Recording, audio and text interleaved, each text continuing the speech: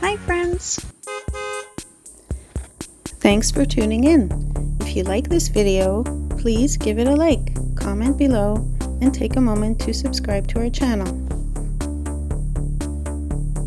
Blue Rocks is a small coastal community in Lunenburg County on Nova Scotia's south shore. Located just a few kilometers south of the town of Lunenburg, the village sits among a maze of islands, coves, and rocky shorelines along the Atlantic coast. Its picturesque harbor and rugged landscape have made it one of the most photographed communities in Nova Scotia.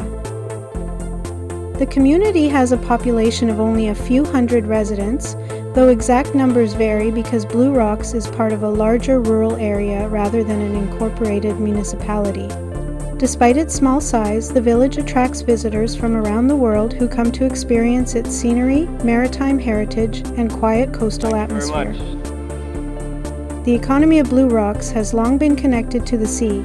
Commercial fishing remains important, particularly lobster fishing and other inshore fisheries.